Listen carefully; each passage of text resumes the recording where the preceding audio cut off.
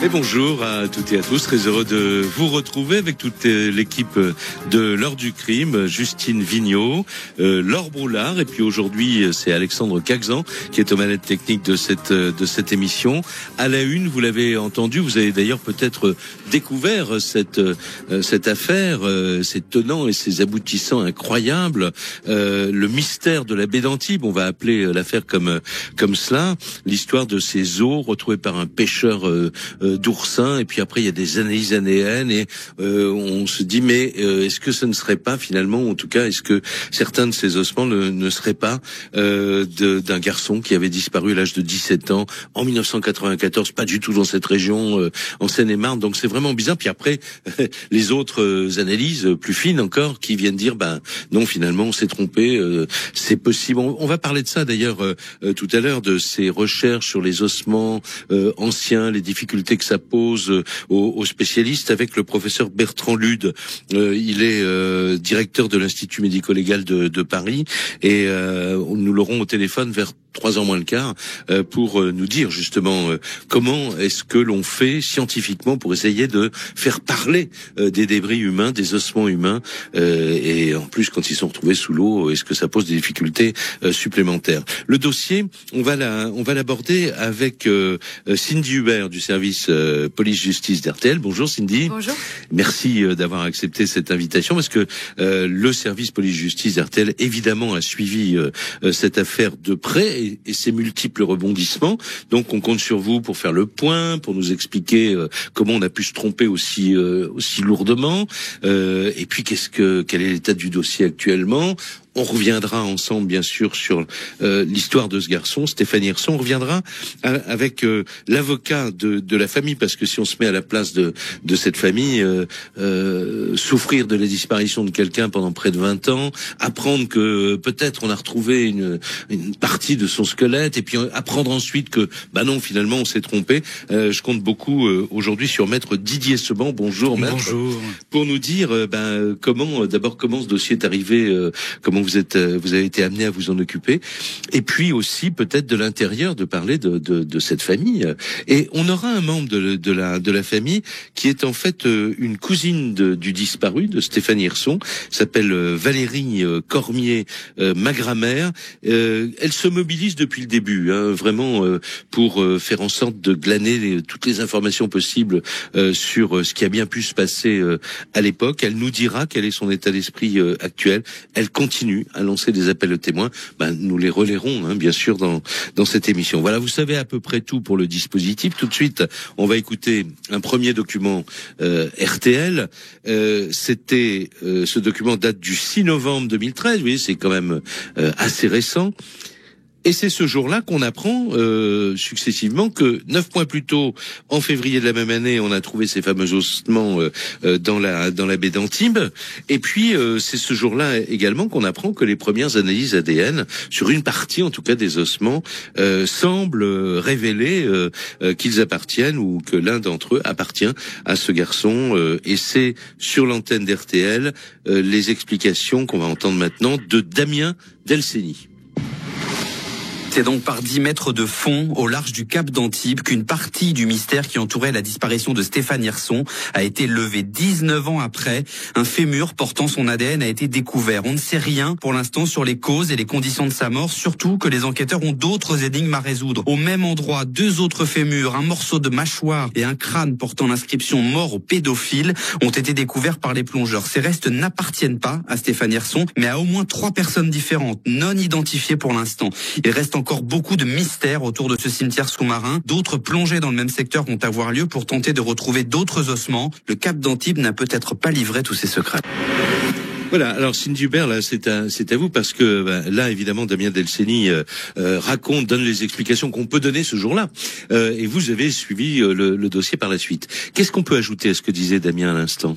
Donc, c'est un pêcheur d'oursins qui est parti en chercher des oursins à la pêche, ouais. Au pied de la falaise du Cap Gros, qui longe un sentier très connu, où il y a des maisons de milliardaires, charmant décor. Ouais. Et il tombe sur ses os. Immédiatement, il y a les gendarmes. Il les aperçoit, quoi. Il les aperçoit. Évidemment, il ne les touche pas. Ouais. Les gendarmes vont aller plonger, vont aller les chercher. Ils aperçoivent d'abord, en fait, une partie de mandibule, donc de mâchoire, coincée entre deux rochers.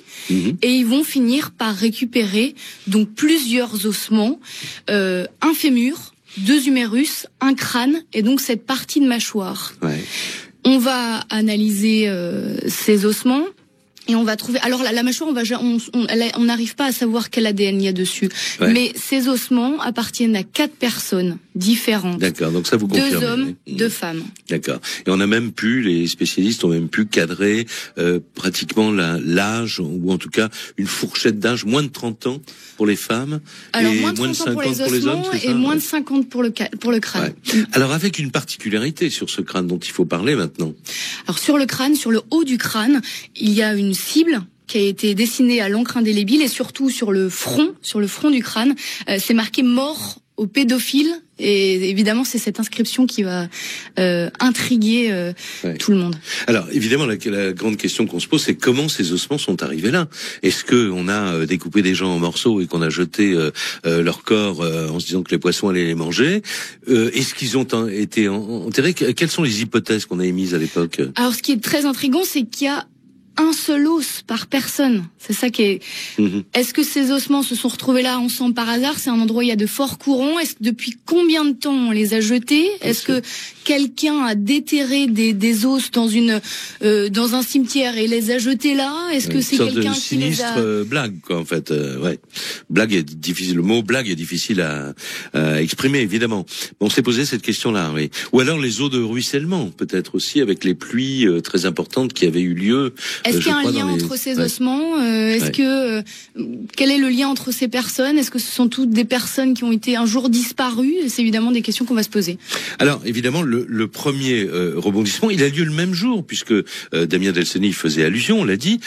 Simultanément, on apprend tout ça, et on apprend que les analyses donnent l'identité peut-être au moins de l'une des personnes dont on a retrouvé des ossements, ce garçon Stéphane Hirson. Alors, RTL donne la parole, évidemment. C'est Julien Fautrat qui l'enregistre à Grasse. Il s'agit du procureur de la République de Grasse, Georges Gutiérrez, qui ne peut que constater qu'on est dans une affaire bien mystérieuse. Pourquoi ces os se trouvent-ils à cet endroit? Pourquoi n'en trouve-t-on qu'un seul à chaque fois et non pas des parties entières de squelette? Pourquoi y a-t-il cette inscription sur le crâne? Pourquoi ce garçon qui disparaît dans la région parisienne se retrouve-t-il ici? Il y a 1000 questions sur cette affaire. Alors, on va faire une première pause. Évidemment, que vous découvriez l'affaire aujourd'hui ou que vous en ayez entendu parler, que vous ayez peut-être connu Stéphane Hirson ou sa famille, n'hésitez pas à poser vos questions au 3210 pour le téléphone ou sur rtl.fr si vous préférez nous envoyer des courriels. Et après la pause, on va revenir au 11 février 1994. C'est le jour où Stéphane Hirson avait disparu en Seine-et-Marne. Retour de l'heure du crime, Jacques Pradel sur RTL. Et à la une de l'heure du crime aujourd'hui, le mystère de la baie d'Antibes, l'affaire Stéphane Hirson. Et on va laisser de côté pendant quelques minutes cette découverte macabre du mois de février 2013, ces ossements découverts par un pêcheur d'oursins, comme nous le racontait Sine Dubert il y a un instant. Sine Dubert, donc du service police-justice d'RTL, qui suit l'ensemble de ce dossier pour RTL. Et on va tout de suite donner la parole à maître Didier Seban. Dans un instant, on aura quelqu'un de la famille de Stéphane Hirson, Valérie Cormier, ma grand-mère. Avant de savoir s'il y a un lien entre les deux affaires, maître, est-ce qu'on peut revenir sur cette date du 11 février 1994? On est en Seine-et-Marne, à Lagny-sur-Marne, et il y a un garçon qui a 17 ans, je crois, il va presque avoir 18 ans, qui s'appelle Stéphane Hirson. Qu'est-ce qui se passe ce jour-là? Et qui est ce garçon? Stéphane Hirson est un garçon qui est tout proche de sa majorité, vous l'avez dit, qui est à la recherche d'emploi, qui vit encore chez ses parents, qui dit à sa mère que il va rejoindre un ami à ce moment-là pour aller faire des démarches à la NPE. Il part à 7h30 du matin, donc au départ tout est normal. Bon, c'est un garçon. Il a rendez-vous avec cet ami à 7h30 du matin à la gare. Il doit partir de chez lui, voilà. Et le rejoindre. Et effectivement, c'est un garçon qui a eu à des moments des troubles psychiatriques, qui a été hospitalisé, qui a eu des difficultés avec la drogue, semble-t-il, ou des problèmes de ce type. Mais c'est pas un garçon, c'est malgré tout un garçon qui n'est pas du tout en situation de se. C'est pas un délinquant, c'est quelqu'un qui a pu être un peu violent verbalement, mais enfin bon, c'est pas un assassin, on est bien d'accord. Rien à voir, ni un pédophile, rien dans son dossier. Ah oui, à cause de l'inscription, bien sûr. Rien dans son dossier ne fait ressortir quoi que ce soit de ce type. Ouais. Et donc il ne revient pas. L'ami ne le rencontre pas. La famille est sans nouvelles. Il est parti sans vêtements, sans papier, sans argent. Enfin, il est habillé naturellement, bien sûr, rien qui donne l'idée qu'il va faire une fugue ou qu'il a prévu de s'éloigner de chez lui. Et puis sa famille commence à s'inquiéter. Elle a quand même l'idée qu'il a pu partir puisqu'il y avait un projet de partir en vacances. Donc il a pu partir en vacances à la montagne parce qu'il devait rejoindre quelqu'un. Il en était question. Donc elle met quelques jours à saisir les services de police de cette fugue. Et puis là, elle saisit les services de police, mais au moment où elle les saisit, il est majeur. Puisqu'il était à une semaine de sa majorité. Et on est en 1994, donc la notion vraiment de disparition inquiétante n'est pas encore dans la tête des enquêteurs ni des services de police ou de gendarmerie. Elle n'est vraiment pas dans cette tête-là, donc aucune enquête n'est vraiment menée à cette époque-là. Il va être inscrit au fichier des personnes disparues, mais vous savez bien que ce fichier n'a jamais vraiment servi à grand-chose. Et on enquête. Après la famille qui en 2003 s'adresse notamment à l'Office central, prend contact avec une association. Nous, avocats de la famille d'Estelle Mouzin, nous la verrons à chaque rassemblement pour Estelle Mouzin. Lani n'est pas loin de Guermantes. Ah oui, c'est en Seine-et-Marne. Et donc la famille là commence à refaire bouger les choses. On s'aperçoit qu'il n'a laissé aucune trace depuis sa disparition, ni sur son numéro de sécurité sociale, ni à un quelconque service administratif. On est dans une société où normalement on laisse des traces quelque part. Et donc là, il n'y a pas de traces de ce garçon. On cherche partout toutes les traces, rien. Et puis finalement on va faire une petite enquête préliminaire, mais aucun juge d'instruction ne sera chargé du dossier jusqu'au moment où on découvrira ses ossements. Alors on va prendre rapidement, on la retrouvera plus longuement après, mais rapidement d'abord Valérie Cormier, ma grand-mère, vous êtes là, madame? Oui, bonjour. Vous êtes la cousine de Stéphane Hirson. On peut dire que vous menez le combat, depuis le début, avec l'espoir de le retrouver vivant un jour. Hein. Tout à fait. De toute façon, l'espoir est toujours là. Et pour moi, Stéphane n'est pas mort. Tant j'ai pas un corps qui soit vivant ou mort, pour moi, il est toujours en vie. Il est toujours avec nous. Et je continuerai mon combat jusqu'au bout. Ouais, vous avez créé un groupe Facebook, Avis de recherche Stéphane Hirson. On y reviendra tout à l'heure. Parce que vous avez des questions précises à poser. Il faut en profiter, puisque cette émission s'adresse quand même à pas mal d'auditeurs d'RTL. Mais d'abord, juste un mot, avant la pause qui arrive. Juste un mot pour dire, il y a eu quand même dans cette affaire-là, l'affaire de la disparition de Stéphane, un espoir important qui est peut-être pas encore complètement abandonné, en tout cas par vous. Quelqu'un vous a dit, mais je l'ai vu gratter de la guitare quelque part dans Paris? Tout à fait. Moi, j'étais partie l'année dernière, à cette époque-ci, j'étais encore avec cette idée, cet espoir qu'on l'avait vu au métro Châtelet-Léal, partie RER. Et qui vous a dit ça et qui a pris contact avec vous? Un ami de Stéphane, qui le connaissait, un ami d'enfance, voit un groupe de musiciens qui jouent du tam-tam. Et dans ce groupe, il y a une personne qui n'est pas de couleur, qui joue du tam-tam et qui ressemble fortement à Stéphane. Ouais. Il prend contact avec une association qui, après, cette association qui est devenue des amis aussi, me contacte et m'envoie la vidéo de ce qu'il a pris. Cette vidéo, parce qu'il a pris avec son téléphone. Donc voilà. ça remonte à quand ce témoignage? Eh bien, en 2013. Ah oui, juin 2013. C'est très récent, en fait, oui. C'est très récent.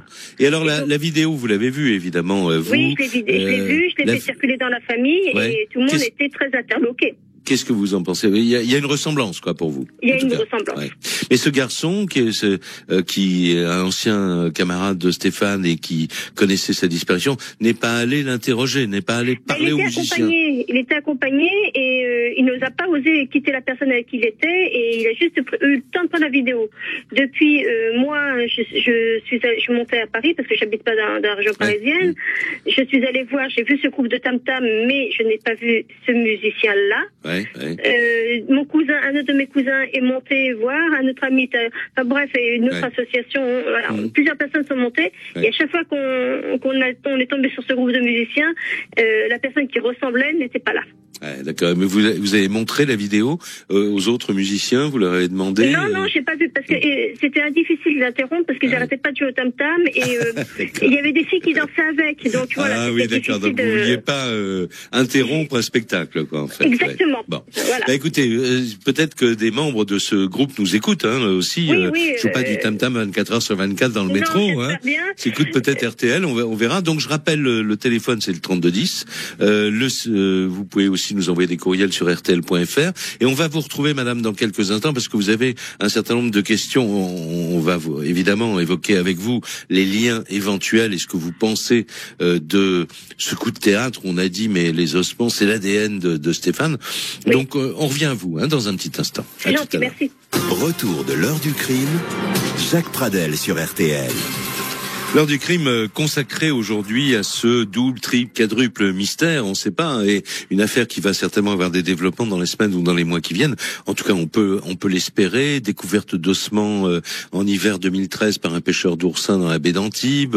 Les plongeurs de la section nautique de la gendarmerie d'Antibes, d'ailleurs, vont exhumer et analyser ce qui pourrait être une scène de crime. On ne sait pas exactement. Et puis après, on bâtit des hypothèses, savoir d'où peuvent venir ces ossements. Il y a ce crâne avec une cible au sommet de la tête. D'ailleurs, à ce propos, Maître Seban, vous avez vous avez apporté votre dossier et les photos de ce crâne. Vous avez une remarque à faire sur cette cible, parce que c'est comme on a dessiné une cible comme une cible dans lesquelles on tire dans les stands de tir, c'est ça. Mais bon, c'est très effacé par l'eau, etc.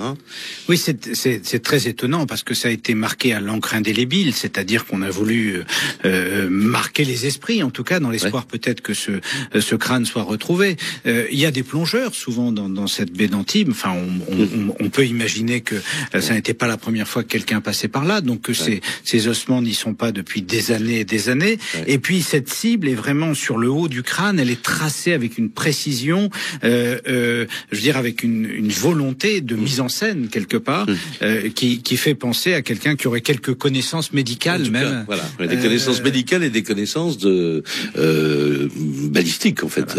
Alors on a pensé à un moment donné que ça pouvait être une blague de carabin. Vous savez, ces ossements qu'on examine quand pour former les étudiants en médecine. Sauf que les personnes qui ont été retrouvées, les ossements qui ont été retrouvés correspondent à des corps de 30-40 ans, quelquefois même plus jeunes, enfin pour l'un d'entre eux. Et donc ça n'est pas compatible avec les corps qu'en général sur lesquels on expérimente quand on est étudiant en médecine. Donc il y a là dans le début d'une énigme qui est tout à fait exceptionnelle. Alors quand je disais double, triple ou quadruple mystère, il y a le mystère de ces ossements, il y a le mystère de la disparition de Stéphane Hirson et le mystère du lien éventuel, parce que n'oublions pas donc le procureur de la République de Grasse qui reçoit les premières analyses. Alors évidemment on fait jamais attention aux mots non plus, c'est pas vous qui allez me dire le contraire, Cindy Hubert, parce que on est porté un peu par l'émotion. Qu'est-ce qu'on n'a pas entendu dans ce que disait le procureur la première fois qu'il s'est exprimé? Ce qu'on n'a pas entendu, c'est qu'il dit voilà, c'est a priori l'ADN de Stéphane Hirson à 99,95%. Et voilà, 99,95%. Eh bien, parfois, malgré ce qui semble être vraiment comme disent les policiers, les gendarmes, un match entre une empreinte génétique et puis une trace qu'on a analysée, là, ça s'est révélé et on va se remémorer tout cela, cette partie de l'enquête, ce rebondissement ensemble à travers un nouveau document RTL qui date du 16 décembre 2013, c'est-à-dire un peu plus d'un mois, on va dire, après la première annonce. Damien Delceni révèle d'ailleurs en exclusivité dans RTL Midi les conclusions définitives des expertises, selon lesquelles, vous allez l'entendre, il l'explique très bien, l'ADN retrouvé dans un des os analysés ne serait pas finalement celui de Stéphane Hirson. Il s'agissait d'un rapprochement entre l'ADN découverte sur cet os et celui de sa mère. Mais ce rapprochement n'était que partiel et le rapport d'experts invitait à la prudence. Reprenant l'enquête à zéro le mois dernier, les enquêteurs de la PJ de Nice ont donc effectué de nouveaux prélèvements sur les proches de Stéphane Hirson, sa mère, son père et ses frères. Et le verdict de ces comparaisons est tombé la semaine dernière. Cet os découvert au fond de la Méditerranée n'appartient pas à Stéphane Hirson. Et alors on s'interroge maintenant sur l'éventualité de manipulation. Oui, d'autant plus qu'une expertise menée sur les autres ossements découvert à proximité, notamment un crâne et une vertèbre et qui porte un autre ADN, souligne un élément troublant. La vertèbre était fixée à l'envers, ce qui veut dire qu'une main humaine a manipulé cette partie de squelette. Du coup, les policiers s'interrogent sur l'aspect criminel de ce dossier qui pourrait être le résultat d'une plaisanterie morbide ou de découverte à l'occasion d'un chantier dont les ouvriers se seraient ensuite débarrassés en les jetant à la mer. Alors, évidemment, on se dit qu'on aurait peut-être pu commencer par là, Cindy Hubert. Commencer par faire une analyse complète. En fait, ce qui se passe, c'est qu'effectivement, ils font le rapprochement avec la mère sur la base d'un prélèvement de salive qui a été fait sur la précédente enquête, c'est-à-dire il y a des années. Bien sûr. Mais pour en être complètement sûr, ils vont demander au père et aux frères et sœurs pour compléter l'analyse. Et c'est à ce moment-là qu'on se dit, non, en fait, c'est pas son ADN. Voilà. Alors, j'imagine, là, je me tourne à nouveau vers Valérie Cormier, ma grand-mère. Ça a été quoi votre sentiment ce jour-là? De la colère, de la déception, de l'espoir quand même, parce que c'était redire que peut-être Stéphane Hirson n'était pas mort? C'est tout ça en même temps.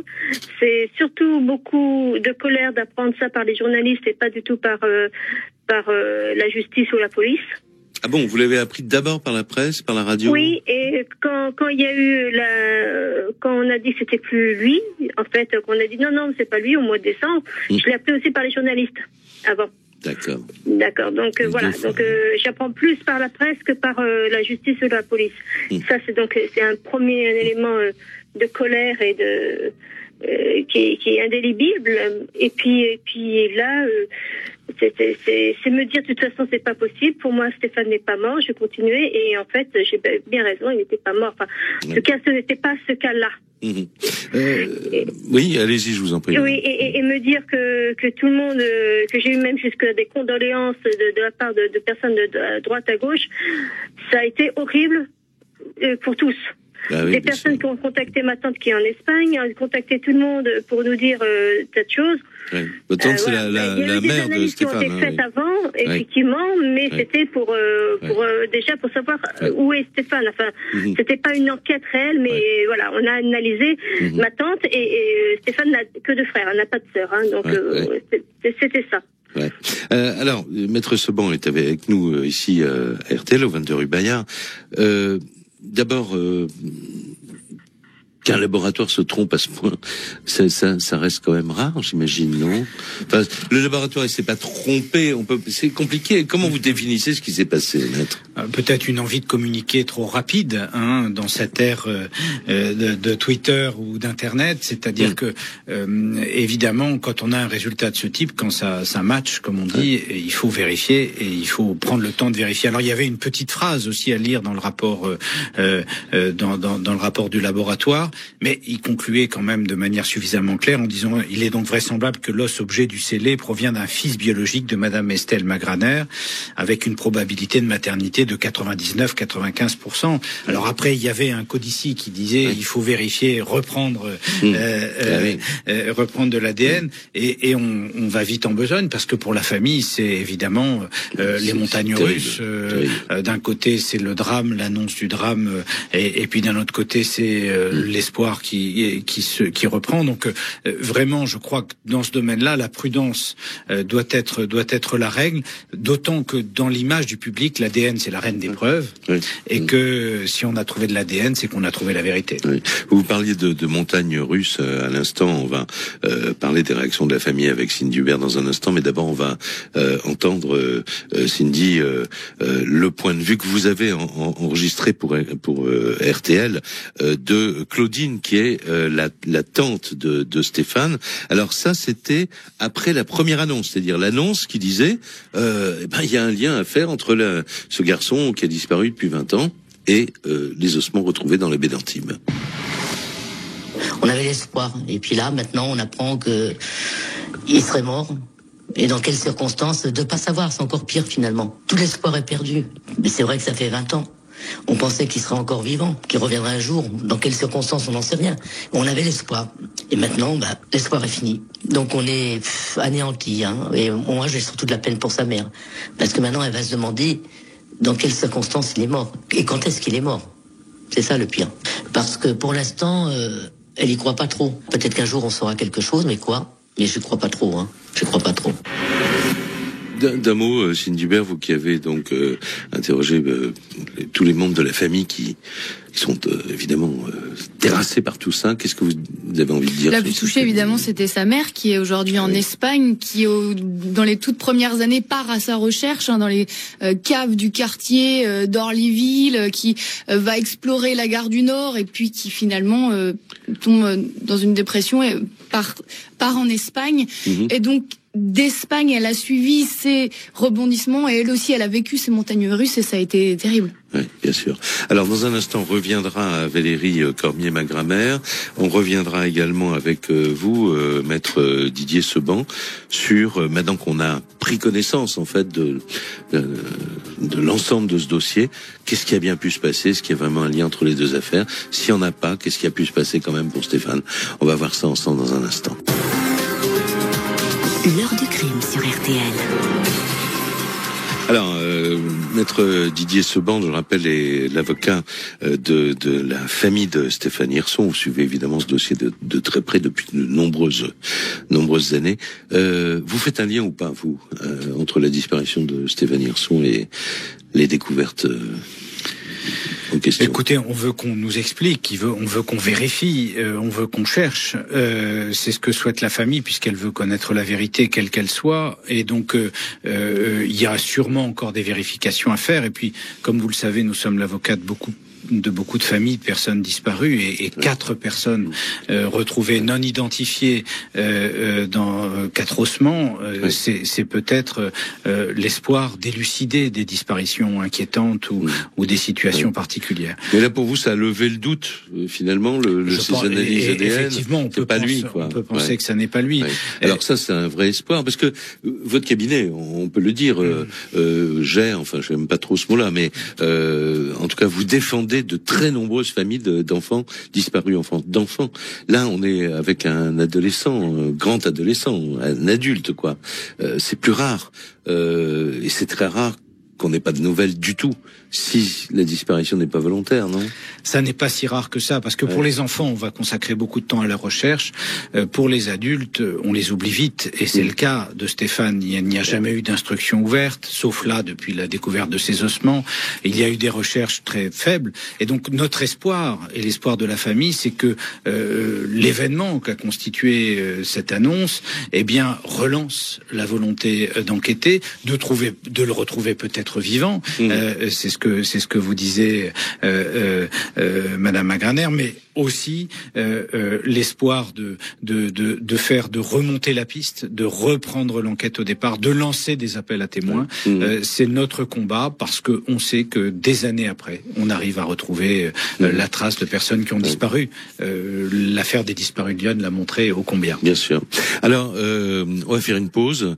Ces appels à témoins, on va laisser évidemment le temps qu'il faut à Madame Valérie Cormier-Magramère pour les lancer dans quelques instants, avant la fin évidemment de cette émission. Et on va retrouver auparavant, après une pause, le professeur Bertrand Lude, le directeur de l'Institut médico-légal de Paris, qui est aussi expert auprès des tribunaux, qui nous explique un petit peu les problèmes que pose ce genre de découverte.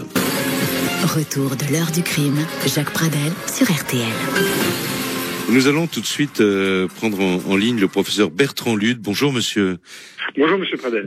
Merci beaucoup d'avoir accepté quelques minutes, parce que je sais que vous avez, en tant que spécialiste de médecine légale, évidemment beaucoup de travail. Vous dirigez l'Institut médico-légal de Paris, vous êtes expert auprès des tribunaux.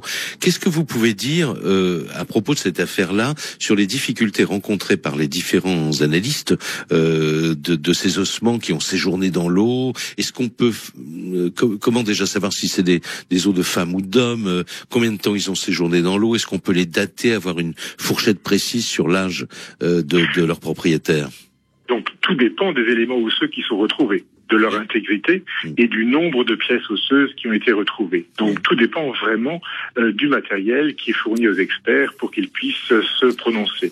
Si ces éléments sont fracturés, sont peu abondants, sont de quantité vraiment insuffisante, malheureusement là l'expertise ne pourra pas être pertinente et donner de bons résultats. Donc, là on a un fémur, 2 humérus, un crâne et un morceau de mandibule.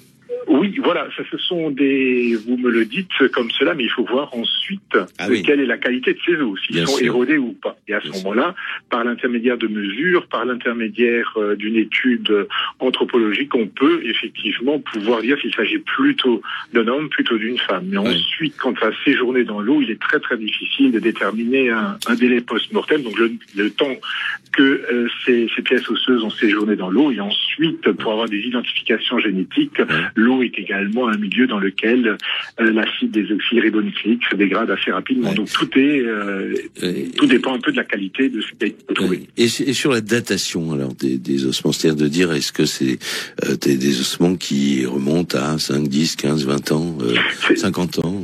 Oui, quasiment. Sur des os retrouvés dans l'eau, il est très très difficile de pouvoir dater ces os. On peut avoir recours à des techniques telles que l'analyse microscopique, mais compte tenu de la dégradation de ces tissus osseux dans l'eau, il n'est pas possible d'avoir, si vous voulez, un parallélisme entre la durée dans l'eau et la dégradation de l'os. Ouais. Même si ces os ont d'abord été enterrés, puisque c'est une des hypothèses, je pense qu'ils sont pu arriver dans la baie d'Antibes, soit à cause des eaux de ruissellement qui les auraient déterrés, soit parce qu'on les aurait jetés volontairement. Non, mais il n'est pas possible là de remonter l'histoire, la pérégrination de ces eaux. Donc, à votre avis de spécialiste, c'est que ça va être très difficile pour vos confrères qui ont en charge ces mesures. Et le mystère risque d'en demeurer un pendant encore longtemps. C'est effectivement ce que je pense, sans avoir, bien sûr, vu le matériel osseux. Bien sûr, vous n'avez pas travaillé. Donc c'est d'un point de vue théorique que je vous réponds et d'un point de vue d'expérience, mais pas sur le cas précis puisque je n'ai pas vu les os. Bien sûr. Et un crâne parle plus qu'un fémur ou un humérus, ce sera ma dernière question. Il y a d'autres analyses qui peuvent être faites sur le crâne qui permet de nouveau d'orienter vers plutôt un sexe masculin, plutôt un sexe féminin, puis ensuite avoir l'âge de la personne de décès. Mais ce sont d'autres analyses qui sont parfois pertinentes, mais là encore, tout dépend de la qualité du crâne qui est retrouvé. Là, je me tourne en même temps vers Didier Seban. Ce que les analyses ont donné officielles, c'est des personnes de moins de 30 ans pour les femmes, moins de 50 ans pour les hommes, et 4 personnes en tout cas propriétaires de ces 2 hommes, 2 femmes. Oui, 4 personnes différentes. Voilà. Et puis ce qui a frappé l'expert, c'est que les os n'ont pas été, vous savez, quand les vagues passent dessus, ainsi de suite, ils sont abrasés. Enfin, donc il conclut très certainement sur quelque chose d'assez récent. Le fait qu'il soit un séjour dans l'eau assez récent. Et vous, Cindy, il y a un enquêteur qui disait même qu'ils étaient propres comme s'ils sortaient de la machine à laver. Bon. Oui, ils étaient tout blancs. Voilà. Enfin, tout ça ajoute, monsieur le professeur, au fait que ça va être très difficile évidemment, pour avoir le fin mot de l'histoire. Bien sûr, mais si vous avez des os qui sont coincés au fond, ils n'ont pas forcément des abrasions dues effectivement au ressac ou au sable de la mer. Donc tout dépend où ils sont retrouvés. Donc là encore, ne généralisons pas, essayons de voir dans quelles conditions les os sont retrouvés ou auraient pu se déplacer ou être déplacés par la mer. Oui, on est toujours plus pressé que la justice et que les spécialistes scientifiques, évidemment. Je vous remercie beaucoup, monsieur le professeur. Merci. Je vous en prie, monsieur Pradel. Infiniment. Au revoir et bon après-midi. Au revoir. L'éclairage donc de Bertrand Lutte, donc directeur de l'Institut médico-légal de Paris. On va terminer cette émission, il nous reste 3 minutes, avec Valérie Cormier-Magramère. Donc je reviens vers vous, madame. Quelles sont les questions précises que vous voulez lancer au public? Vous l'avez fait d'ailleurs dans un texte qui est paru sur votre Facebook.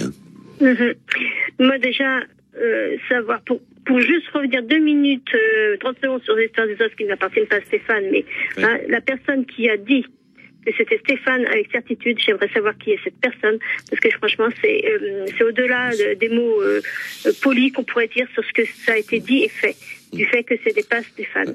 Ça, c'est une première chose. Donc, que ce soit un procureur ou je ne sais pas qui, tout le monde se renvoie la balle entre la police et la justice, entre Paris et la région parisienne et la Côte d'Azur. Donc ça, c'est une horreur. Ça, c'est une première chose. Mais la chose la plus importante pour nous tous, c'est de retrouver Stéphane. Au bout de 20 ans, c'est trop douloureux pour toute la famille. Mes grands-parents qui nous écoutent et que j'embrasse, et ainsi que la mère de Stéphane, qui sont en Espagne actuellement, ça fait trop longtemps. 20 ans, c'est énorme pour tout le monde d'attendre son attente, sa venue. Alors, je vous presse un peu parce qu'on arrive à la fin de l'émission. Vous pensez que quelqu'un pourrait avoir des informations qu'il n'a pas encore données? Voilà. Donc, que cette personne parle, ou du moins déjà Stéphane, si tu nous entends, Stéphane, reviens vers nous, reviens nous voir, s'il te plaît, on a vraiment besoin de savoir ce qui s'est passé. Si tu veux plus nous voir après, tu nous le dis, mais au moins, viens nous voir, qu'on sache où tu es, si tu es vivant et si tout va bien pour toi. Voilà. Après ton histoire, c'est ton histoire, ça t'appartient. Que tu sois, que tu aies des orientations de vie différentes de la nôtre, c'est ta vie, c'est pas la nôtre, mais au moins reviens nous voir. Ça, c'est une première chose. Et s'il y a quelqu'un qui a vu, qui connaît, qui a reconnu, qui a connu Stéphane, qui n'hésite pas à contacter ou RTL, ou le cabinet Seban, ou la page Facebook Avis de recherche Stéphane Hirson, que j'ai créée en message privé, et cette page Facebook n'est pas une page commerciale. Je ne veux pas plus de personnes qui m'envoient des recherches de quelque chose. Sûr, voilà. C'est un avis de recherche de Stéphane Hirson. C'est consacré uniquement pour lui. Et je remercie toutes les associations avec qui on est pour tout leur travail qu'elles ont fait et pour tout le monde. Et je remercie le cabinet Seban et toutes les personnes qui peuvent nous aider. On a besoin d'aide pour nous tous. On a vraiment besoin d'aide et on a besoin de retrouver Stéphane. Voilà ce que j'ai besoin. Et merci à tous ceux qui nous aident en France, mais aussi en Espagne, en Italie, en Suisse, en Belgique, voilà, et partout dans le monde. Voilà, on a des connexions avec beaucoup de personnes dans le monde et qu'elles en soient remerciées. Écoutez, madame, c'est nous qui vous remercions. Je sais que c'était pas facile, évidemment, parce que vous êtes bouleversée par tout ce qui se passe. Mais c'est aussi en faisant ce que vous faites que vous donnez les moyens. En tout cas, vous pourrez vous dire que vous avez tout essayé pour obtenir des nouvelles de Stéphane Hirson. Merci infiniment, madame. Merci à vous. L'émission est maintenant terminée. Merci, maître Seban. Et on suivra, merci Cindy Hubert. On suivra, bien entendu, ensemble les développements éventuels de cette affaire. Mais ça, c'est la rédaction et le service politique justice qui nous le dira certainement avant que nous le sachions nous. Dans un instant, on va retrouver Flavie Flament.